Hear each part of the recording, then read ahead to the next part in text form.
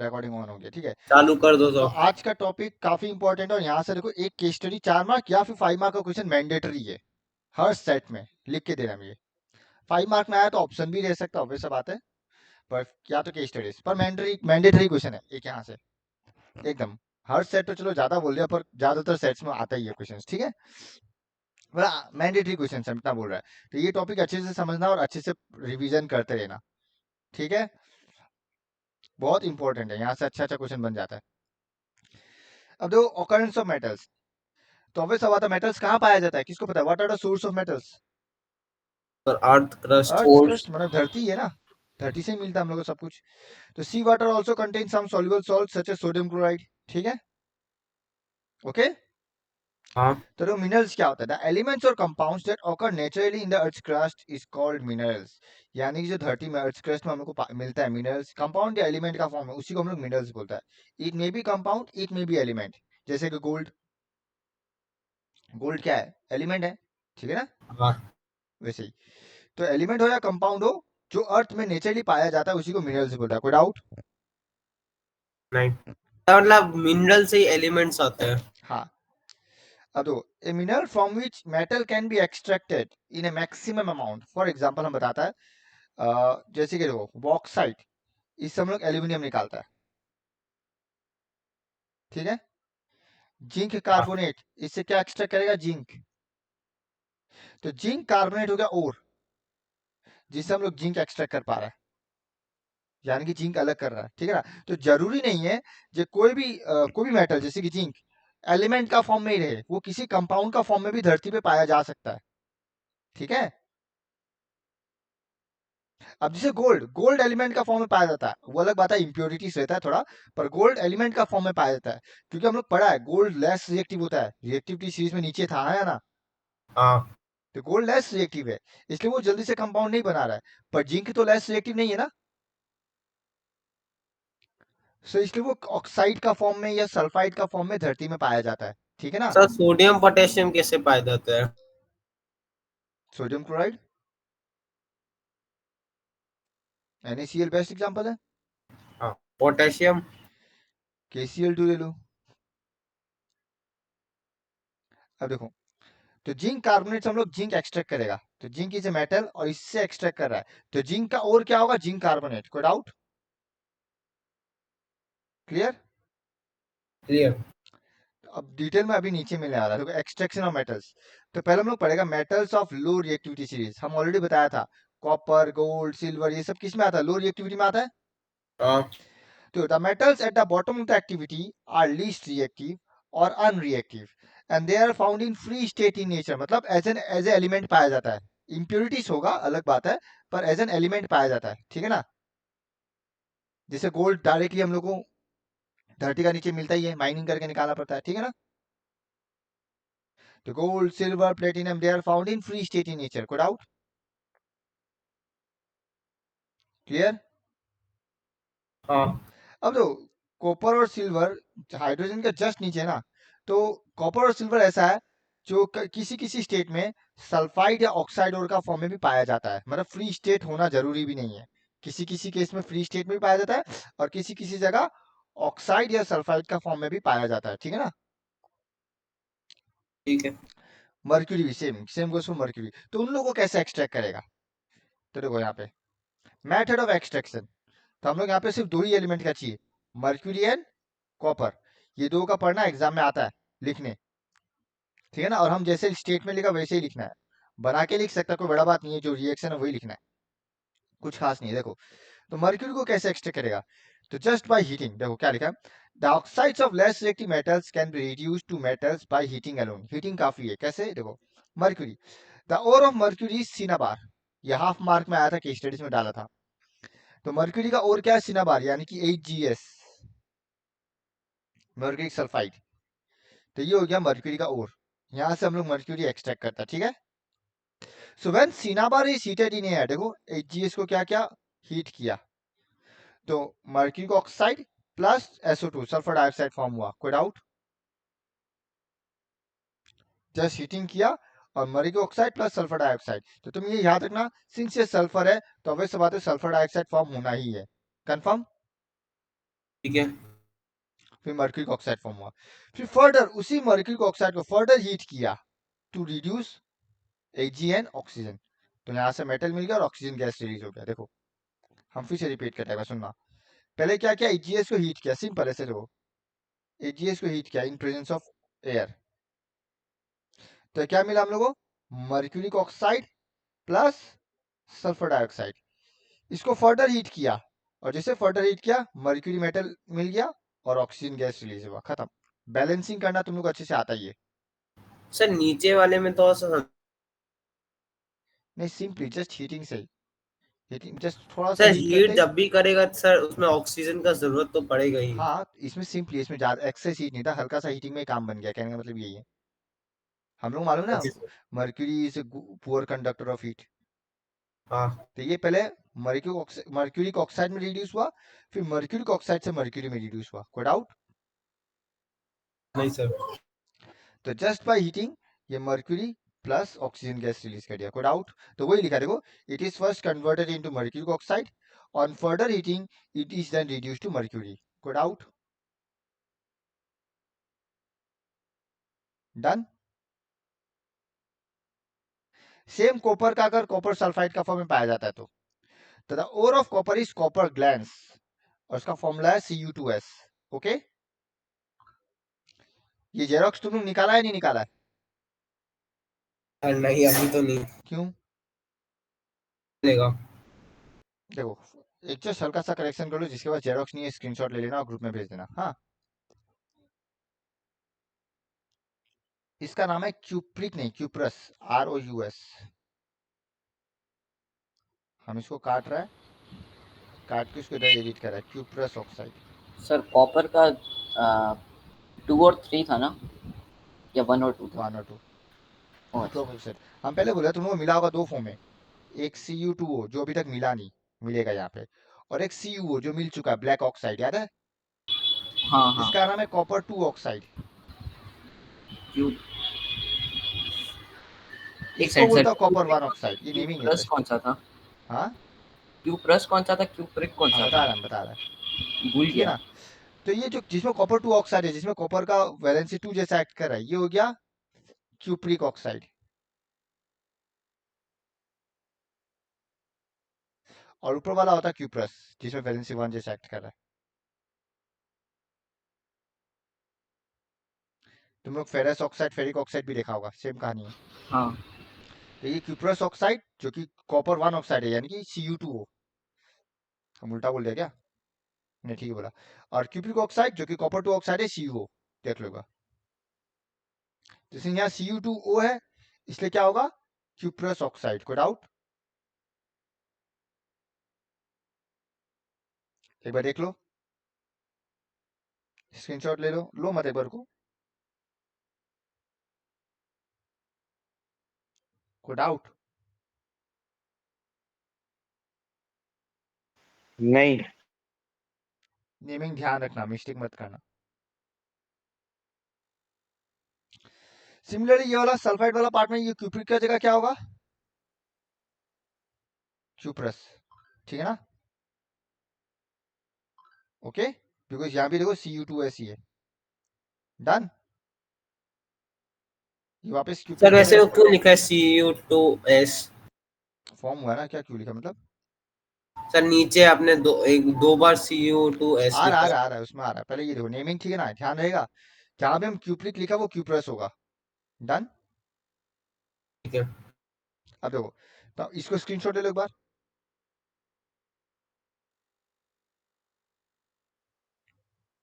ले लिया? हाँ। तो यहाँ पे एडिट कर देना, और ये वाला पार्ट अगर तुमको कहीं लिखना है तो साइड में लिख लेना, और यहाँ पे ये एडिट कर देना। डन। ठीक है। हम जल्दबाजी में लिख दिया था, उस समय नोट्स बना रहा था तब, शायद एक स्टूडेंट ही कर करवाया था ये हमसे। अब देखो, the ore of copper is copper glance, जिसका फॉर्मूला है Cu2S या फिर क्यूप्रस सल्फाइड, ठीक है? देखो, when copper glance is heated in air it is first converted into cupric oxide. तुम देखिएगा दोनों में सेम केस है। यहाँ पे भी देखो सल्फाइड को किस में कन्वर्ट किया, ऑक्साइड में, इसको भी सल्फाइड किस में कन्वर्ट किया, ऑक्साइड में, कोई डाउट? क्लियर? बट कॉपर का केस में एक चीज अलग है, इसी कॉपर ऑक्साइड को आई मीन क्यूप्रस ऑक्साइड को दोबारा सल्फाइड ओर के साथ मिलाना पड़ता है एंड फिर फर्दर हीट करने से कॉपर प्लस सल्फर डाइऑक्साइड आ रहा है। बस यही एक अलग है दो स्टेप में। जहां पे मर्क्यूरी का केस में मर्क्यूरी को अकेला हीट किया जा रहा था, मर्क्यूरी ऑक्साइड को, कॉपर का केस में वो नहीं है। कॉपर का केस में क्या हो रहा है, क्यूप्रस ऑक्साइड को वापिस पहले वाला के साथ मिला के हीट किया जा रहा है एंड सिंस सल्फर था इसलिए फाइनली वापस सल्फर डाइऑक्साइड गैस रिलीज हुआ। बस यही फर्क है दोनों रिएक्शन में। पहला स्टेप क्या था, जो सल्फाइड से ऑक्साइड में कन्वर्ट कर रहा है, डन। सेकंड स्टेप में मर्क्यूरी वाला में अकेला हीट किया जा रहा है और कॉपर वाला में वापिस ओर के साथ हीट किया जा रहा है। देखो cuprous oxide plus cuprous sulphide, done.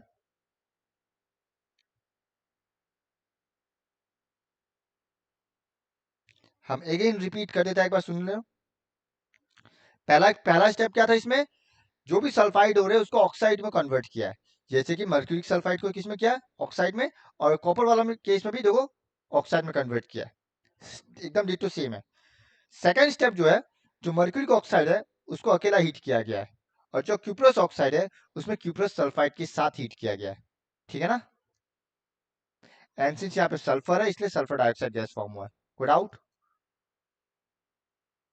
Reaction में किसी को भी? हम आगे बढ़े। हाँ तो याद रखना, मर्क्यूरी का और का नाम है सिनाबार, उसका फॉर्मूला है HgS।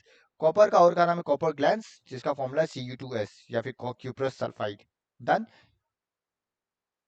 या फिर कॉपर ब्रैकेट में 1 सल्फाइड, ठीक है ना।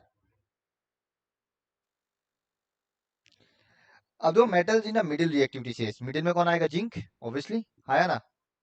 हाँ तो the metal in the middle of the activity series are moderately reactive, they are found in earth crust mainly as sulphides, oxides और कार्बोनेट्स। यानी कि ऑक्साइड्स का फॉर्म में रह सकता है, सल्फाइड्स का फॉर्म में रह सकता है, कार्बोनेट्स का फॉर्म में रह सकता है। अब देखो for example zinc, iron, lead. तो ores of many metals are oxides, क्यों?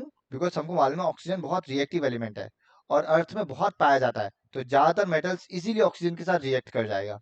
कोई डाउट? बहुत सारे मेटल्स का ओर्स ऑक्साइड का फॉर्म में है, क्यों? ऑक्साइड ऑक्सीजन एबंडेंटली अवेलेबल है अर्थ में और बहुत रिएक्टिव है, तो किसी भी मेटल के साथ इजीली रिएक्ट कर जाता है, डन। कोई डाउट? ये एक बार वापस सुन जाना ना। हम बोल रहे हैं ज्यादातर मेटल्स का ओर्स ऑक्साइड्स है, क्यों? क्योंकि पृथ्वी में ऑक्सीजन तो अवेलेबल है ना हाई मात्रा में, तो मेटल्स इजीली ऑक्सीजन के साथ रिएक्ट कर जाता है, चाहे वो हाई रिएक्टिविटी वाला हो या मिडिल वाला हो, डन। हाँ भैया। लेस वाला तो हम लोग बोल ही दिया था, ऑक्सीजन के साथ कम रिएक्ट करता है या बहुत स्लो रिएक्ट करता है। अब देखो रोस्टिंग, तो यहाँ पे हम लोग दो मेथड पढ़ने वाला। रोस्टिंग आता है सल्फाइड ओर के लिए, कैल्सिनेशन आता है कार्बोनेट ओर के लिए, ठीक है ना। तो ऐसे याद रख सकता है, C for carbonate, C for calcination, खत्म। अब जो बच गया वो सल्फाइड है। तो रोस्टिंग में क्या होता है, देखो the process by which sulphide ores are converted into oxide or by heating strongly in presence of excess air. तो तुम ऑब्जर्व करेगा, जो मेरा अभी लेस रिएक्टिव वाला था उसमें देखो सल्फाइड को ऑक्साइड में ही कन्वर्ट किया है, बट उसमें हल्का सा हीटिंग काफी था, क्यों? कि वो ज्यादा रिएक्टिव मेटल नहीं था इसलिए इसको सेपरेट करना आसान था। पर ये लोग मिडिल रिएक्टिविटी में है, तो इन लोगों को थोड़ा सा ज्यादा हीट करना जरूरी है, स्ट्रॉन्ग हीटिंग देना जरूरी है in presence of excess air. तो देखो दोनों की जगह रिएक्शन तुमको सेम मिलने वाला है, बस फर्क इतना है कि उसमें हल्का हीटिंग काफी था, इसमें एक्सेस माना इसमें स्ट्रॉन्ग हीटिंग चाहिए था। कोई डाउट? समझ रहा है? तो रोस्टिंग में भी क्या हो रहा है, ऐसा प्रोसेस जहां पे सल्फाइड ओर को ऑक्साइड में कन्वर्ट किया जा रहा है by heating strongly in presence of excess air. Calcination क्या होता है, कार्बोनेट ओर को भी ऑक्साइड ओर में कन्वर्ट किया जा रहा है by heating strongly but in presence of limited air, मतलब हवा का मात्रा कम होने से भी चलेगा, डन। तो देखो डिफरेंस लिख दिया। पहला रोस्टिंग क्या होता है, in presence of excess air, calcination में लिमिटेड एयर। रोस्टिंग में क्या होता है, सल्फाइड टू ऑक्साइड, कैल्सिनेशन में carbonate ores to oxide. 2 mark का आता है, उससे ज्यादा देगा भी नहीं, मिल गया 2 पॉइंट। कोई डाउट? नहीं। अब दो मेथड ऑफ एक्सट्रैक्शन, तो एक्सट्रैक्शन ऑफ जिंक मेटल, ठीक है। तो जिंक का दो और है, zinc carbonate and zinc sulphide, हम लोग दोनों का ही देखने वाला है, हाँ। तो zinc carbonate, since C4 carbonate C4 calamine, वैसे याद रह जाएगा। एंड जिंक सल्फाइड का नाम है जिंक ब्लेंड। डन। फिर से हम रिपीट करता है, जिंक मेटल का दो और है, एक कैलामाइन जिसका फॉर्मूला जिंक कार्बोनेट। कैसे याद रहेगा? C4 carbonate, C4 calcination process and C4 calamine और का नाम। और जो बच गया वो है जिंक ब्लेंड जिसका नाम जो है जिंक सल्फाइड। कोई डाउट? अगर जिंक सल्फाइड है तो रोस्टिंग प्रोसेस से करेगा, जिंक कार्बोनेट है तो कैल्सिनेशन मेथड से करेगा। कोई डाउट? नहीं। अब वही चीज, स्टेटमेंट वही है जो ऊपर पढ़ चुका है। देखो, in this process the sulphide ore of zinc which is zinc sulphide is first converted into zinc oxide. तुम देखो डिट्टो सेम रिएक्शन है जो हम लोग मर्क्यूरी में पढ़ा था। Zinc sulphide plus oxygen heat किया है and zinc oxide plus sulphur dioxide. देखो कोई डाउट?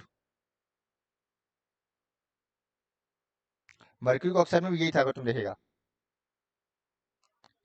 HgO प्लस ऑक्सीजन, हम बैलेंस नहीं करेगा, इम्प्लाइज सॉरी HGS था, implies HgO plus sulphur dioxide. तो रिएक्शन में कुछ अलग नहीं है, रिएक्शन वही है, सेम, मतलब फॉर्मेट वही है, जो सल्फाइड को ऑक्साइड में कन्वर्ट किया है। डन। और सल्फर डाइऑक्साइड गैस रिलीज हुआ बिकॉज सल्फर प्रेजेंट था। कोई डाउट? फिर अगेन सेकंड स्टेप भी सेम है। इसके बाद क्या क्या है? Zinc oxide is then reduce to zinc metal by heating with carbon. इस बार कार्बन के साथ हीट किया, तुम देखिएगा डिस्प्लेसमेंट रिएक्शन है। अगर तुमको याद है हम बताया था एल्यूमिनियम का नीचे कार्बन होता है, उसका नीचे जिंक आयरन है, हाँ या ना? है। That means carbon is more reactive than zinc, so carbon can easily displace zinc to form zinc plus carbon monoxide. और ये रिएक्शन चैप्टर 1 में भी मिला हुआ है, जहां पे oxidising agent and reducing agent निकालने दिया था, ये सेम रिएक्शन। ठीक है। सर हाँ है। तो इसमें क्या किया, कार्बन के साथ वो कर दिया ताकि कार्बन इजीली जिंक को डिस्प्लेस करे और zinc plus carbon monoxide form करे। अब तुम ये पूछ सकता है जी सर कार्बन लेना जरूरी है क्या? हम एक काम करें एल्यूमिनियम ले लेता है या उससे भी ज्यादा रिएक्टिव ले लेता है, तो भी तो डिस्प्लेस करेगा, हम है ना? लोग एक को सही करने के चक्कर में दूसरा क्यों बिगाड़े फिर? नहीं वैसा नहीं है, ले सकता है, डेफिनेटली ले सकता है। तुम इसका जगह एल्यूमिनियम ले सकता है, but since aluminium sodium potassium थोड़ा हाई रिएक्टिव में आता है तो प्रोडक्ट में एक्सेस हीट रिलीज हो जाएगा। कोई डाउट? प्रोडक्ट में एक्सेस हीट रिलीज होगा। कोई डाउट? नो। ये जो जिंक फॉर्म हुआ ये भी मोल्टन स्टेट में फॉर्म हुआ, थोड़ा हल्का फुल्का। हाँ, हमने तो कैल्सिनेशन, अगेन सेम मेथड। अब सिंस इसमें लिमिटेड एयर था तो तुम देखो प्लस ऑक्सीजन नहीं लिखा है, सिंस लिमिटेड एयर था तो जिंक कार्बोनेट को सिंपली हीट किया and zinc oxide plus carbon dioxide form हुआ है। और ये सेम रिएक्शन चैप्टर 1 में था, बस फर्क कितना है, वहां पे हम लोग कैल्शियम कार्बोनेट को हीट किया था, अगर तुमको याद है। हाँ। ये सेम रिएक्शन चैप्टर 1 में भी, इसलिए हम बोला चैप्टर 1 और 2 का रिएक्शन ध्यान रहना जरूरी है, चैप्टर 3 पूरा रिलेटेबल है। जिंक कार्बोनेट को जब हीट करेगा क्या फॉर्म होगा, zinc oxide plus carbon dioxide gas release हो रहा है। फिर आगे का कहानी सेम है, सेकंड स्टेप दोनों में सेम है, जो जिंक ऑक्साइड को फिर कार्बन मेटल के साथ रिएक्ट करवाया ताकि जिंक अलग हो। कोई डाउट? तो सेकंड स्टेप दोनों में सेम है, कहानी वही है। सल्फाइड टू ऑक्साइड किया, कार्बोनेट टू ऑक्साइड किया, फिर ऑक्साइड से मेटल करने के लिए वही है, कार्बन कार्बन के लिए। कोई डाउट? एक बार चेक करो। तो इसको रिडक्शन प्रोसेस भी बोलता है बिकॉज ऑब्वियसली जिंक ऑक्साइड से जिंक को रिड्यूस किया जा रहा है। हाँ, आज भेज देंगे आपको, मतलब मेरा हो चुका था, बस नेट नहीं आ रहा था इसलिए हम भेज नहीं पा रहे थे आपको पीडीएफ। भेज देना, मेरा क्या है, मेरा थोड़ी कुछ जाएगा। हम उसके बाद सर बोला, सच में खत्म कर लिया था। हम उसके बाद किसी को बोला जो क्यों नहीं भेजा अभी तक।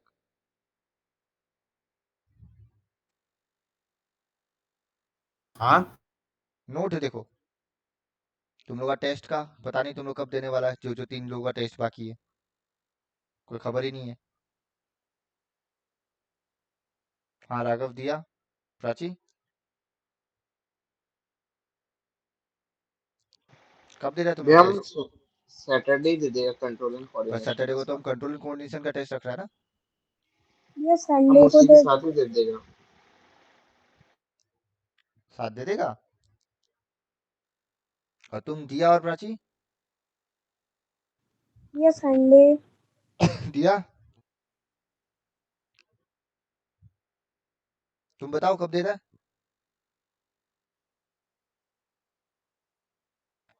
हेलो दिया,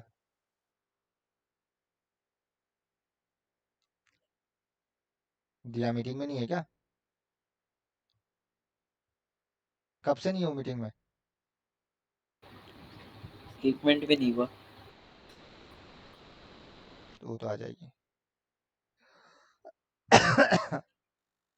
सर तो हम एक बार फिर से रिवाइज करवा रहा हूँ क्या क्या बताया अभी तक, ठीक है? देखो हम फिर से रिवाइज करवा रहा, अब स्टेटमेंट को भूला होगा। पहले हम लोग आता लो रिएक्टिव मतलब मर्क्यूरिक सल्फाइड को, इसको सिंपली हीट किया और हमको क्या मिला? Mercury oxide plus sulphur dioxide मिला। फिर इसी मर्क्यूरी ऑक्साइड को फर्दर हीट किया और हमको मर्क्यूरी मेटल प्लस और ऑक्सीजन गैस रिलीज ऑक्सीजन हुआ। मिल गया कोई डाउट? ना। सेम प्रोसेस कॉपर के साथ था। कॉपर सल्फाइड को जब हीट किया तो क्या प्रोड्यूस हुआ? Copper copper one oxide oxide plus sulphur dioxide. Plus sulphur dioxide. पर यहाँ पे एक ट्विस्ट क्या था? जो इसी कॉपर ऑक्साइड को फर्दर सल्फाइड के साथ ही रिएक्ट करवाता है। हाँ, इससे कॉपर निकलेगा, प्लस सल्फर ऑक्साइड डाइऑक्साइड, बाकी निकलेगा और कहानी वही। सल्फाइड निकलेगा। कोई डाउट? तुम क्या बोला समझ में नहीं आया?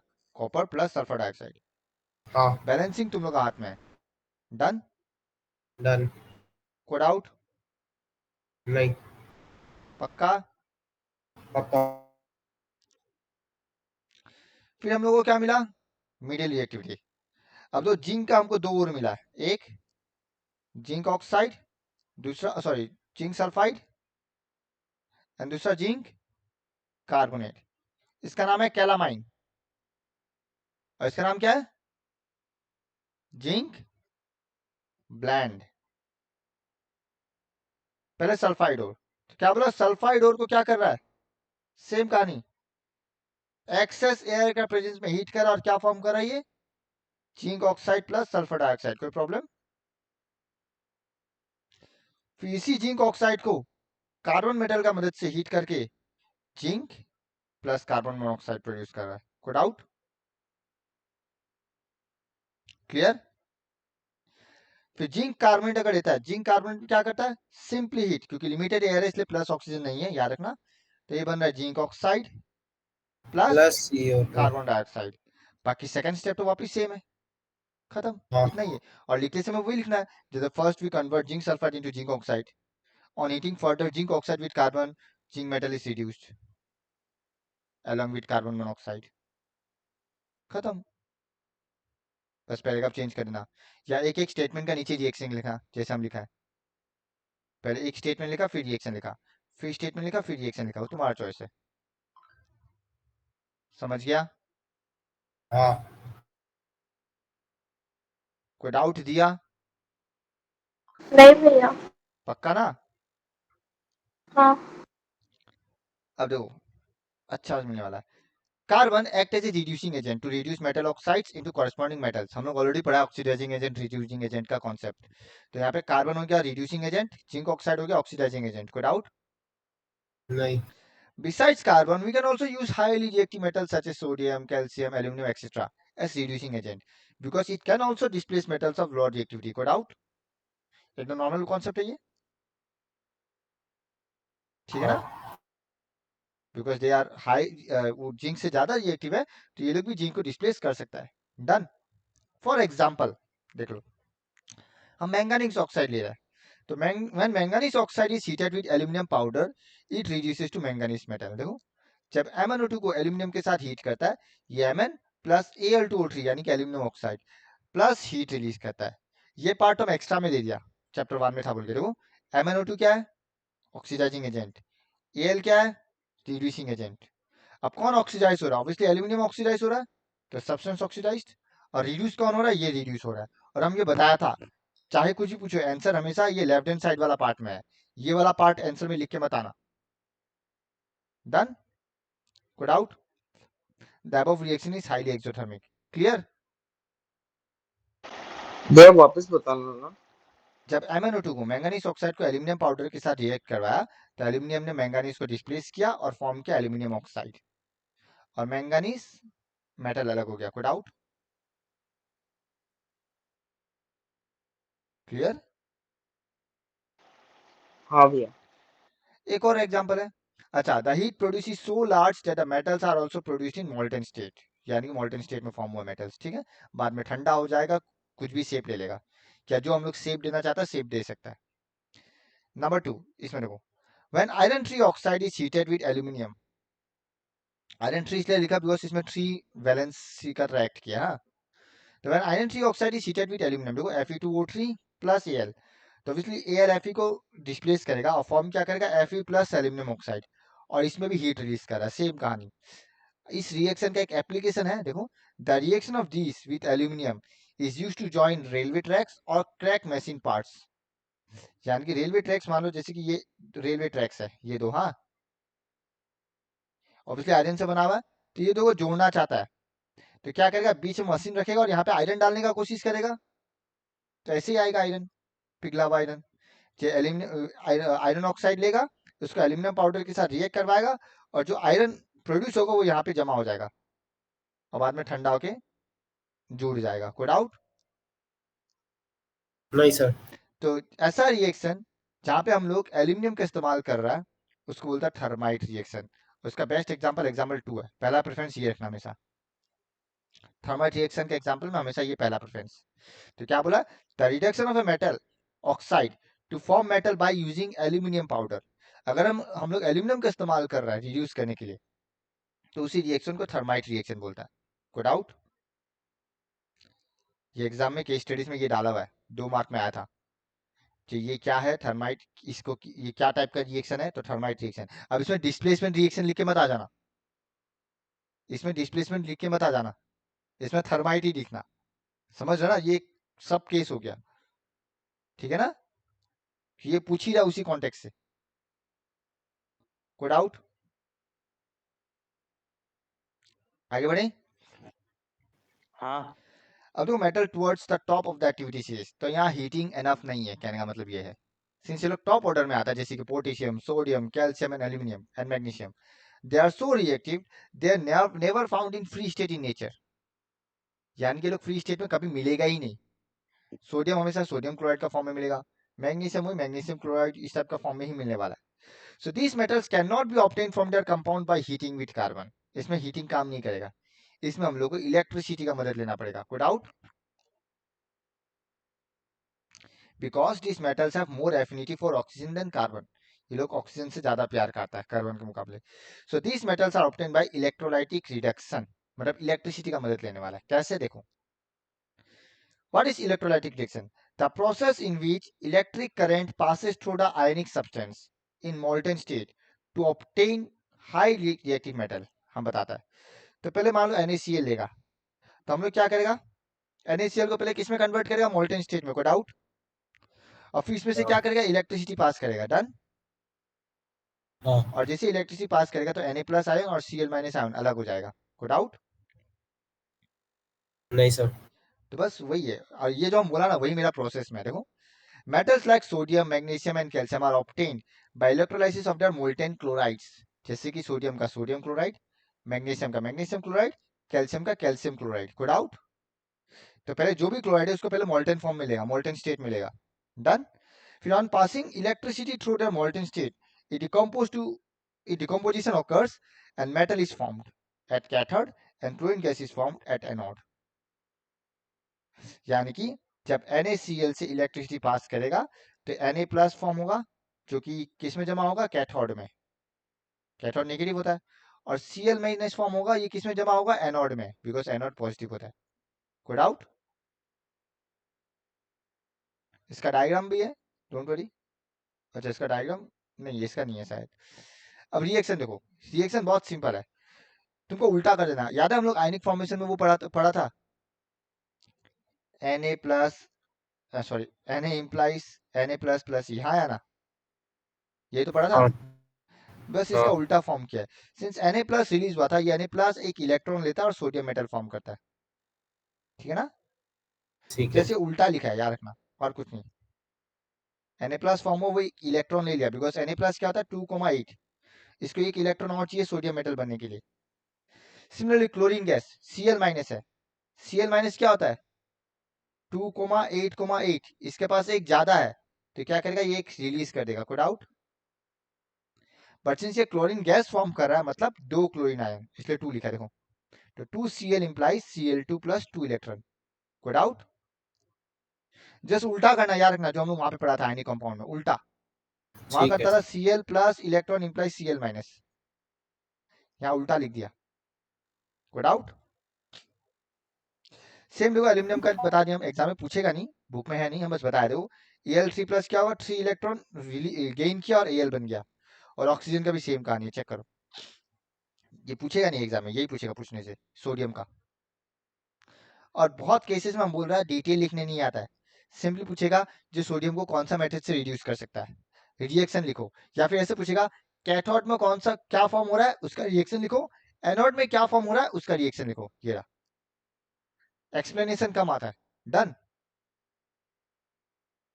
हालांकि देखो एक्सप्लेनेशन क्या है, यही जो डेफिनेशन है वही एक्सप्लेनेशन है, कैस क्या है, तो पहले हम क्या करेगा सोडियम को सोडियम क्लोराइड से इलेक्ट्रोलाइसिस का मदद से रिड्यूस करेगा, कैसे? On passing electricity through the molten state decomposition होगा, एंड कैथोड में सोडियम मेटल फॉर्म होगा और एनोड में क्लोरीन गैस फॉर्म होगा, खत्म, डन, कोई डाउट? नहीं सर। पक्का ना? तो ये एग्जाम में प्रोसेस लिखने कम आता है, यूजुअली डायरेक्टली पूछता है कैथोड एनोड में रिएक्शन क्या फॉर्म बताओ, केस स्टडीज में तो यही देगा देने से, और 5 मार्क्स में तो ऊपर का रिएक्शंस पूरा दे देता है, एकदम याद रखना, इंपॉर्टेंट, हम 1-2 क्वेश्चन दिखा देगा तुम लोग। रिफाइनिंग ऑफ मेटल देखो, अब हम लोग मालूम है जैसे मान लो गोल्ड मिला है, कॉपर मिला है, तो ये सब जमीन में जब रहता है तो थोड़ा इंप्योरिटीज भी तो रहता है इस सब में, तो उस हाँ इंप्योरिटीज को कैसे हटाया जाएगा? तो impure metals are made pure by electrolytic refining, याद रखना इलेक्ट्रोलाइटिक रिडक्शन और इलेक्ट्रोलाइटिक रिफाइनिंग फर्क है। इलेक्ट्रोलाइटिक रिडक्शन मतलब इलेक्ट्रिसिटी का मदद से रिड्यूस कर रहा है, इलेक्ट्रोलाइटिक रिफाइनिंग मतलब इलेक्ट्रिसिटी का मतलब रिफाइन कर रहा है, फर्क है, रिफाइनिंग और रिडक्शन में फर्क है, ठीक है ना? अब देखो मतलब इंप्योरिटीज को हटा रहा, डिफाइन कर रहा, मतलब वही है। तो देखो the process in which metals are purified by electrolysis is called electrolytic refining, done. अब ये प्रोसेस हम एग्जाम में देखा, प्रोसेस लिखने अभी तक आया नहीं, डायग्राम बनाने आया है बहुत बार, सिंपली डायग्राम बनाने दिया, ये लिखने का देखो डायग्राम समझ गया तो लिखना खुद से भी सकेगा, पर अच्छा लैंग्वेज में लिखना, या थोड़ा रट सकता तो अच्छा बात है, पर डायग्राम बनाने आता है एग्जाम में, तो कैसे क्या है, एकदम सिंपल है, वही कहानी है जो ऊपर पड़ा, क्या करा देखो, हम लोग एक कैथोड ले रहा है, ठीक है, एक thin strip of pure metal जो मेरे पास पहले से अवेलेबल है, देखो metal such as copper, tin, nickel, silver, gold are refined through electrolysis, कैसे?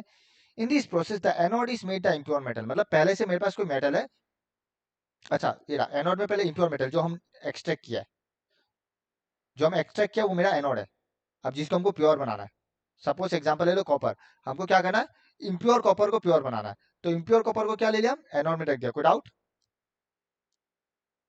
इम्प्योर कॉपर को एनोड में नहीं रख दिया, अब क्या करेगा हम, मेरे पास पहले से एक प्योर मेटल होगा जो बहुत थिन स्ट्रिप होगा, बहुत पतला, उसको हम बना देगा कैथोड जो पहले से मेरे पास अवेलेबल है, प्योर मेटल।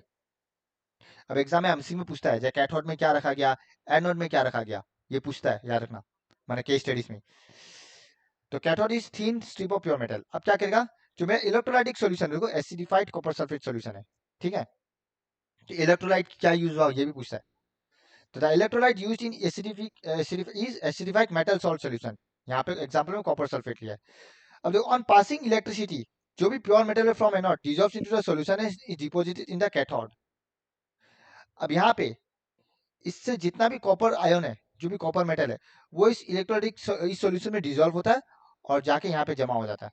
हम फिर से रिपीट करते हैं, देखो क्या बोल रहा है, इस इम्प्योर मेटल में जितना भी प्योर वाला पार्ट है वो इस सोल्यूशन में आके डिसॉल्व होगा और इस प्योर का आके सामने आके जमा हो जाएगा, यानी कि धीरे धीरे ये प्योर ठीक बन जाएगा, धीरे धीरे ये प्योर ठीक हो जाएगा, यानी कि THIC के ठीक, तो यानी कि इम्प्योर से कॉपर आयन रिलीज होगा सोल्यूशन में और वो कैथोड की तरफ भागेगा, और इम्प्योर में जो मेरा इम्प्योरिटीज है, जो इम्प्योरिटीज है वो क्या होगा इस सोल्यूशन में डिसॉल्व हो जाएगा, देखो the soluble impurities go into the solution, और जो सोल्यूबल नहीं है वो नीचे आके जमा हो जाएगा, देखो the insoluble impurities settle down at the bottom of the anode and is known as anode mud, तो एनोड का नीचे आके जमा हो रहा है इसलिए इसका नाम है एनोड मड।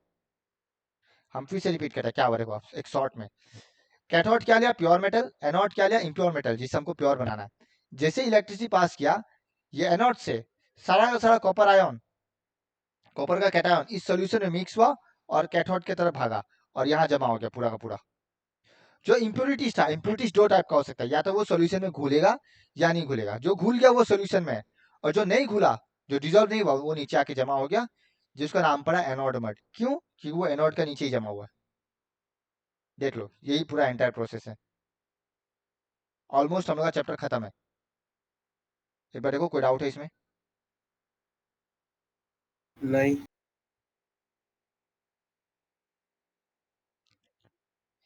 नेक्स्ट देखो, खत्म, चैप्टर ही खत्म ऑलमोस्ट। कोरोशन वाला पार्ट आखिरी है। Gangue, they are the impurities present in the ore at the time of extraction of the metals. यानी कि जब एक्सट्रैक्ट किया था उस समय जो इम्प्यूरिटीज है, जैसे कि सॉइल्स, सैंड, ये सब, तो वो सबको उसी को गैंग बोलता है, ठीक है। And the process used for removing the gangue from the ore are based on the difference between the physical and chemical properties of the gangue. हम एक एग्जांपल लेते हैं, हाँ। मान लो फॉर एग्जांपल हम लोहा ही लेना चाहता है। मान लो लोहा को हम जैसे लोहा लोहा का छोटा छोटा और आता है ना, छोटा छोटा पिन एकदम, उसको हम सैंड में हाँ मिला दिया, उसको हम सैंड में मिला दिया। अब वहां से लोहा का पार्टिकल्स को अलग करना पॉसिबल है सैंड से? कैसे आप करेगा? कहीं ड्राइंग की हो क्या? नहीं, क्या बस पूछ रहा है। एक सैंड में छोटा छोटा आयरन पार्टिकल से मिला दिया, कैसे अलग करेगा? सर दिख नहीं रहा, आपने क्या नोटपैड में गए हो क्या? हम बोल रहा है सिर्फ, ओके। हम सिर्फ बोल रहा है, इसका हम क्या डायग्राम बनाएगा, हम बस बोल रहा है कि अगर हम आयरन का छोटा छोटा पार्टिकल से सैंड में मिला देता है, तुम डायरेक्ट अलग कर पाएगा? नहीं, क्या करेगा? तो तुम प्रॉपर्टीज फिल्टर को पेपर लेके करेगा। नहीं, तो भी नहीं हो पाएगा। उतना छोटा कर दिया, मान लो एकदम छोटा छोटा कर दिया। सर हम एक मैग्नेट ले आएगा, उसमें चिपक देंगे सर। मैग्नेटिक प्रॉपर्टी, तो यहाँ वही बोल रहा है कि हम लोग कैसे अलग करेगा, वो डिपेंड करेगा physical and chemical properties of the gangue and the ore. वही कहने का मतलब है, जो उन लोगों फिजिकल या केमिकल प्रॉपर्टीज में डिपेंड करेगा, उस हिसाब से अलग करेगा। इस केस में हम लोग मैग्नेट का हेल्प ले सकता है। अब सैंड तो मैग्नेट से अट्रैक्ट होगा नहीं, तो जितना भी आयरन है सब अट्रैक्ट होकर निकल जाएगा। कोई डाउट? सर इससे भी बेटर आइडिया हम सोच। अपने तक रखो, बाद में बोलूंगा। सर फिलहाल सुरेखा को बुला लेगा, वो सब अलग बात कर बोल रहा है देगा। यार, रिकॉर्डिंग है। क्यों बोल रहा है? अब 53 देख लेना, डायरेक्ट है, हाँ, विच प्रोसेस। ये वाला केस स्टडीज में बहुत बार आया है। ये वाला नंबर 3 वाला पार्ट केस स्टडीज में डाला है। The two metals found in free state are silver and gold. See note से तो देख लेना। कोरोसन हम चैप्टर 1 में लिखा चुका है डेफिनेशन। हालांकि चैप्टर 1 से कोरोसन हटाया हुआ है, पर हम समझा दिया था, तो नोट्स में है, देख लेना, ठीक है। इसलिए हम बोला जो कोरोसन पढ़ो, क्यों? चैप्टर 3 तो है ना। ये तीनों पॉइंट में हम चैप्टर 1 में बताया था। देखो, silver articles becomes black after some time when exposed to air. क्यों? Because it react with sulphur in the air. ये सल्फर के साथ रिएक्ट करता है और सिल्वर सल्फाइड फॉर्म करता है। दैट्स व्हाई सिल्वर कोरोड होता है। सिमिलरली आयरन, आयरन किसके साथ रिएक्ट करता है? मॉइस्ट एयर के साथ, और वो ब्राउन कोटिंग यानी कि रस्ट हो जाता है। कोई डाउट? सिमिलरली कॉपर, कॉपर भी रस्ट होता है। कैसे? वो मॉइस्ट कार्बन डाइऑक्साइड के साथ रिएक्ट करता है and hence lose its shiny brown surface और गेन्स ग्रीन कोट। उसी ग्रीन कोट को हम लोग बोलते हैं कॉपर कार्बोनेट। कोई डाउट? ये एग्जाम में 1+1+1 3 मार्क्स का देता है। Give reason, silver articles becomes black. Give reason, iron when exposed to moist air becomes rust, या जो भी है। कॉपर ग्रीनी सब्सटेंस आ जाता है। क्यों? तो 1+1+1 गिव रीजन में आता है। डन? कोई डाउट? आगे बढ़े। हाँ थोड़ा सा देर और है, ये खत्म कर देता हूँ। अब देखो एक्टिविटी 3.14 ये अच्छा है, इससे केस स्टडीज बना सकता है, हाँ। तो 3 टेस्ट ट्यूब लिया हम, हाँ। अब देखो, और तीनों को एयर टाइट किया, मतलब एयर बाहर नहीं निकल सकता, हाँ। ABC कॉक से ढक दिया। अब पहला टेस्ट ट्यूब में क्या है? वाटर है। वाटर हाफ फील्ड है, हाँ, देख रहे हैं तुम लोग, वाटर हाफ फील्ड है, ऑब्जर्व कर रहे हैं। हाँ और उसमें नेल रख दिया। कोई डाउट? ओके। तो थोड़ा टाइम बाद तुम क्या ऑब्जर्व करेगा? ये आयरन रस्ट हो गया, हाँ या ना? हाँ। ऑब्जर्व करेगा। तो ये वाला पोर्शन में हवा है, यहाँ पानी है, और आयरन रस्ट हो चुका। अब नंबर बी में क्या किया हम? नंबर बी में क्या किया देखो, पानी को बॉईल कर दिया to remove any dissolve air, मतलब पानी में हल्का सा भी हवा का थोड़ा सा भी अंश नहीं रहना चाहिए, और पानी का ऊपर तेल का लेयर कर दिया और यहाँ हवा है, मतलब इस बार एयर और पानी को सेपरेट कर दिया। कोई डाउट? एयर और पानी को सेपरेट किया है और आयरन को कंप्लीटली पानी में डिजोल्व किया है। कोई डाउट? ठीक है। एंड थर्ड केस में क्या किया है, पूरा ड्राई एयर लिया, मतलब मॉइस्ट है ही नहीं, ठीक है, ड्राई एयर ले लिया और नीचे देखो कैल्शियम सल्फाइड रख दिया ड्राइंग एजेंट, ताकि एयर ड्राई हो जाए पूरा। तो कैल्शियम क्लोराइड क्या करता है, सारा का सारा मॉइस्ट को एब्जॉर्व करता है, पढ़ा था चैप्टर 3 में, याद है चैप्टर 2 में? हाँ तो वही है। तो देखो टेस्ट ट्यूब में क्या ऑब्जर्व करेगा, outer layer of the iron nails react with oxygen in presence of water to form its oxide. Okay, कोई डाउट? तो धीरे धीरे आउटर लेयर रस्ट होते जाता है और वो ऑक्साइड फॉर्म करते रहता है। टेस्ट ट्यूब में क्या होता है, देखो oil prevents oxygen from dissolving in water and hence iron does not rust. Since oil एक लेयर बन गया तो ये हवा अंदर नहीं जा पा रहा है, तो आयरन रस्ट नहीं होता है। इसका मतलब ये है कि आयरन अकेला पानी का प्रेजेंस में वो रस्ट नहीं होगा। थर्ड देखो, here CaCl2 act as an absorbent or drying agent, so it absorbs moisture, so thus no rusting takes place। यानी कि देखो सेकेंड केस में ओनली वाटर में आयरन रस्ट नहीं हुआ, थर्ड केस में ओनली एयर में भी आयरन रस्ट नहीं हुआ, बट फर्स्ट केस में जब आयरन और पानी दोनों था रस्ट हुआ। तो यहाँ से ये पता चलता है कि आयरन को रस्ट होने के लिए पानी और हवा दोनों जरूरी है, अकेला पानी या अकेला हवा आयरन को रस्ट नहीं कर सकता। ये एक्टिविटी यही बता रहा है। ये एक्टिविटी क्या बता रहा है कि अकेला हवा या अकेला पानी आयरन को रस्ट नहीं कर सकता। अगर रस्टिंग प्रोसेस होना है तो एयर को मॉइस्ट होना जरूरी है। ठीक है। कोई डाउट? तो ये कैसे भी करके दे सकता है, डायग्राम भी ध्यान रखना, क्या पता कभी दे दे लिखने। तो ऐसे लिख देना, डायग्राम बना के ABC जैसे हम लिखा है। कंक्लूजन, सो कंक्लूजन क्या मिला, the presence of both air and moisture is essential for rusting. क्या पता ये दे देगा, describe an activity to show this. कोई डाउट? फिर वो मेजर्स टू प्रिवेंट कोरोशन, तो कैसे कर सकता है, painting, oiling, greasing, galvanising, chrome plating, anodising, alloying, हम बहुत सारा लिखा दिया। ओके, हम थोड़ा ज्यादा ही डिटेल लिखा है, पर एग्जाम में इतना नहीं देगा, डोंट वरी। अगर 2 पॉइंट देगा तो कोई भी 2 एक एक लाइन का लिखने से चलेगा, खाली वर्ड मत लिखना, 1 लाइन में एक्सप्लेन करना चलेगा। अब वो क्या बोला है, हम लिखा है इसलिए बिकॉज बुक में भी अवेलेबल है थोड़ा, इसलिए। पहला प्रोसेस है गैल्वेनाइजेशन, कैसे करेगा देखो, the process of depositing a thin layer of zinc metal on an iron object is called galvanisation. मतलब क्या कर रहा है, मान लो ये आयरन है, तो इसका ऊपर हम लोग क्या कर रहा है, जिंक का परत चढ़ा रहा है। इसका ऊपर क्या कर रहा है हम लोग, जिंक का परत चढ़ा मतलब है। जिंक लेयर लगा रहा है। तो it is done by dipping the object in molten zinc, यानी कि आयरन को लिया और जिंक का जो मोल्टेन स्टेट है उसमें डुबा दिया। कोई डाउट? तो आयरन का पूरा सरफेस जिंक से कवर हो गया। कोई डाउट? नहीं। अब देखो हम बताता है ऐसा क्यों किया, देखो the galvanised article is protected against rusting even if zinc coating is broken because zinc is more reactive than iron. यानी कि मान लो जिंक का परत थोड़ा सा टूट टूट जाता है तो ऑक्सीजन अंदर जाएगा आयरन से रिएक्ट करने, उसके बावजूद भी आयरन से रिएक्ट नहीं होगा। क्यों? सिंस जिंक मेटल प्रेजेंस है तो जिंक पहले ऑक्सीजन के साथ रिएक्ट करेगा, because zinc is more reactive than iron. कोई डाउट? तो इस तरह से आयरन कोरोशन होने से बच गया। कोई डाउट? ना। तो ये एमसीक्यू में पूछता है, हाँ ये याद रखना, ये सॉरी केस स्टडीज में पूछ सकता है ये नोट वाला पार्ट, इसलिए पढ़ना पूरा। एलोइंग तो बहुत आसान है, जब हम लोग मेटल्स को मिक्स करके उसका प्रॉपर्टी को इंप्रूव करेगा। तो allowing is the method of improving the properties of a metal by mixing metal या फिर कोई भी नॉन मेटल के साथ मिला के। बेस्ट एग्जांपल है देखो आयरन, आयरन को हार्ड कैसे बनाता है, 0.05% कार्बन मिला के, 0.05% कार्बन मिला के। देखो हाँ। Pure iron is very soft and stretches easily when too hot, so it is never used in its pure state. It becomes hard when small amount of carbon जो कि 0.05% is mixed with it। और example देखो, when iron is alloyed with chromium, stainless steel बनता है जो कि कभी rust होता ही नहीं है। यानी कि जब आयरन में हम लोग क्रोमियम मिलाएगा, क्रोमियम एंड निकल, तो वो बन जाता है स्टेनलेस स्टील जो कभी रस्ट नहीं होता। कोई डाउट? ये एमसीक्यू पूछेगा, जो स्टेनलेस स्टील किससे बना है, mixture of iron with chromium and निकल, याद रखना। तो ये सब ठीक है। इंपॉर्टेंट है। So how allowing is done, एकदम सिंपल है। तुम पहले क्या करेगा, प्राइमरी मेटल को क्या करेगा, मोल्टेन स्टील में पिघला देगा, है ना। उसके बाद तुमको उसमें जो मिलाना मिलाओ ना, देखो, and then dissolving the other elements in definite proportion, जैसे कि 0.05% कार्बन मिला देगा और फिर ठंडा ठंडा होने दे देगा, खत्म। तो नॉर्मल एकदम। जब पहले सपोज आयरन को हार्ड बनाना है, पहले आयरन को पिघला देगा, उसके बाद क्या करेगा 0.05% कार्बन मिला देगा और उसके बाद उसको ठंडा होने रख देगा। हाँ, जो शेप देना वो शेप भी दे देगा, कोई डाउट? राइट। फिर पेंटिंग, ये तो सिंपली पेंटिंग कर देगा। पेंटिंग क्या करता है, एक आउटर लेयर बन जाता है और पेंटिंग बन जाता है as a barrier between the iron and air, कोई डाउट? फिर तुम देखा होगा साइकिल का चेन, बाइक का चेन में ग्रीसिंग या ऑयलिंग करता है। तो when some grease oil is applied to the surface of an iron object, air and moisture cannot comes in contact with it and hence prevent rusting. इसलिए cycle का chain में बार बार तेल डालने देता है, कोई डाउट? राइट।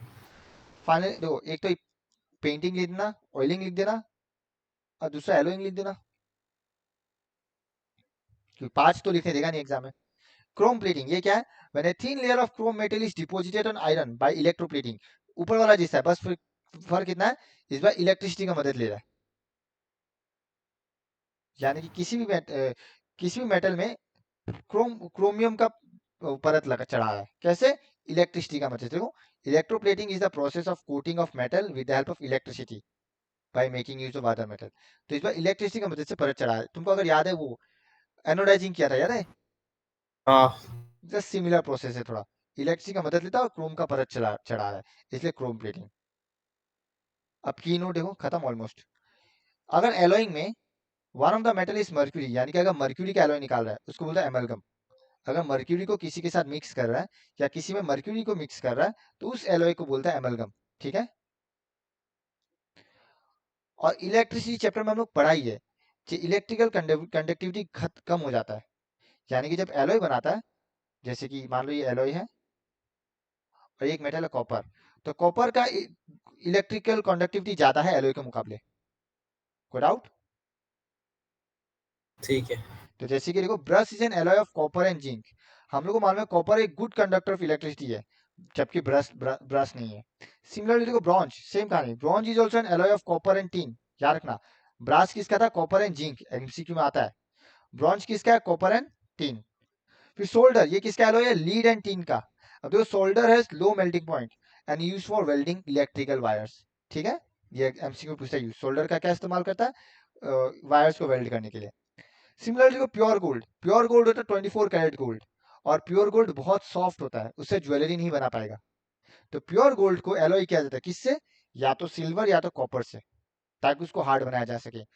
अब इंडिया में क्या करता है, 22 कैरेट गोल्ड यूज होता है। मतलब अगर 24 में से 22 कैरेट गोल्ड यूज हो रहा है, that means 22 parts of pure gold is alloyed with 2 parts of या तो कॉपर या तो सिल्वर। तो इंडिया में 22 कैरेट गोल्ड है, बाकी 2 सिल्वर या कॉपर होता है। इसी के साथ ये चैप्टर खत्म। व्हाट इज एलॉय लिखाई दिया, पता ही है। इसी के साथ ये चैप्टर खत्म।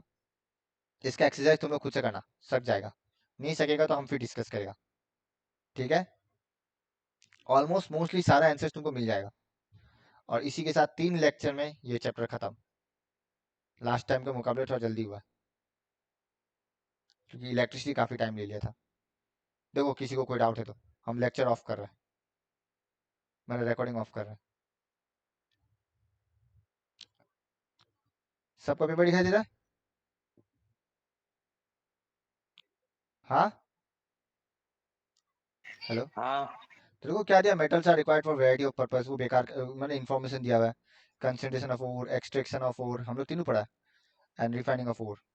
क्या बोला है? Name one ore of mercury and state of form in which mercury is present. बताओ क्या है मर्क्यूरी का ओर? सिनाबार।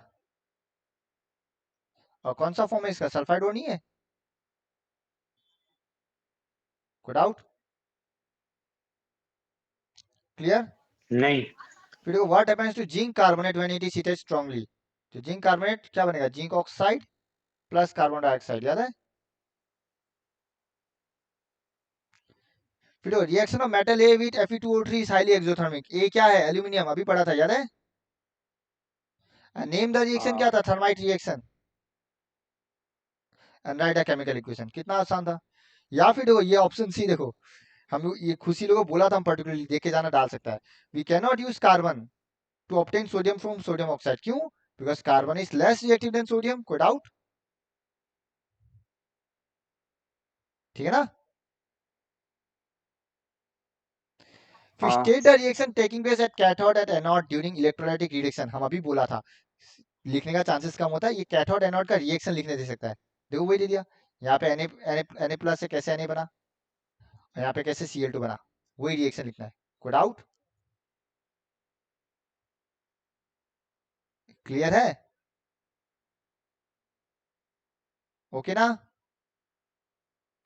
हाँ ये लो, ये चैप्टर 4 का कहानी है, यहाँ से भी एक 5 मार्क आता है। या तो चैप्टर 3 के स्टडीज दे देगा तो चैप्टर 4 से 5 मार्क, और चैप्टर 4 के स्टडीज दिया तो चैप्टर 3 से 5 मार्क। मैंडेटरी है, ये लास्ट वाला पार्ट, ये क्वेश्चन आता ही है।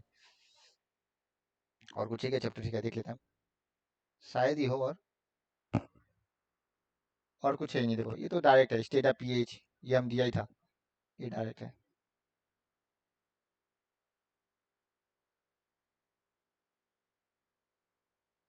खत्म, और कुछ नहीं, लीस्ट ही प्रॉपर सीक्वेंस, ये सब पढ़ाइए।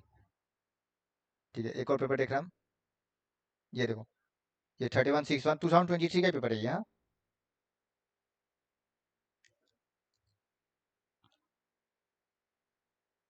ये रहा, metal oxides generally react with acid, but few oxides of metal also react with bases. Such metallic oxides are Al2O3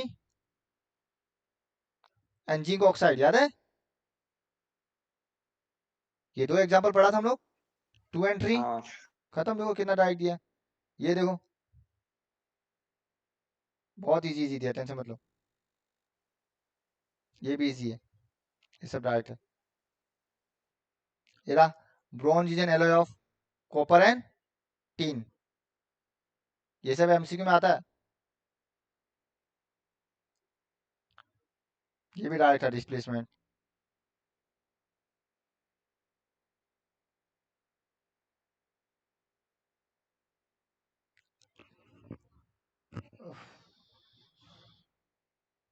खत्म यार, इतना स्लो क्यों हो रहा है ये मूवमेंट। ये सब पढ़ा हुआ है, ये सब पढ़ा हुआ है, छोड़ो, ये भी डायरेक्ट पढ़ा हुआ है। Transport of oxygenated and deoxygenated 3 marks दिया था। ये कौन सा चैप्टर का है? चैप्टर 4 का है सर, चैप्टर 2 का है, ये भी डायरेक्ट है। 5 मार्क्स का वापस चैप्टर 4 से ही दिया है, मतलब फिर केस स्टडीज दिया होगा। एरो केस स्टडी, एरो वापस इसी पार्ट से ही, हम बोला ना इसी पार्ट से होता है केस स्टडीज। देखो क्या बोला है, ये सब उतना टेंशन मत लो। Name the process of reduction used for metal that gives vigorous reaction with air and water both, बताओ।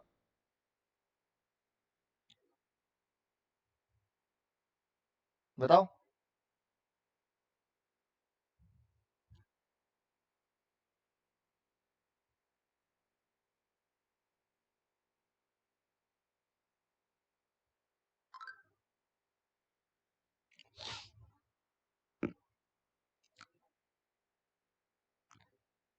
कौन सा मेटल होता है विगरस? सोडियम पोटेशियम होता नहीं होता है ना? हेलो, क्या सोडियम और पोटेशियम एयर और वाटर के साथ हाईली रिएक्टिव है या नहीं? है। तो इसके लिए कौन सा मेथड था? इलेक्ट्रोलाइटिक रिडक्शन ही था।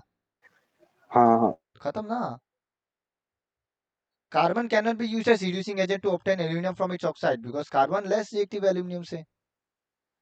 Describe the method to obtain mercury from cinnabar and write a chemical equation involved, 2 mark. या फिर ऑब्वियस बात है, सब यही लिखा होगा, distinguish between roasting and calcination with chemical equation each, तो 2 पॉइंट लिखना और थर्ड पॉइंट में केमिकल रिएक्शन दे देना, वो sulphide to oxide and carbonate to oxide. ठीक है ना, समझ रहा है? तो ये इस पार्ट से क्वेश्चन मैंडेटरी है, ये पार्ट अच्छे से पढ़ के रखो थोरोली। अगर तुम लोग हाफ में ये चैप्टर आ रहा है तो कंफर्म आएगा यहाँ से क्वेश्चन। ठीक है आलोक? ओके, डन आज के डन। लिए। चलो साइंस वाला जा सकता है।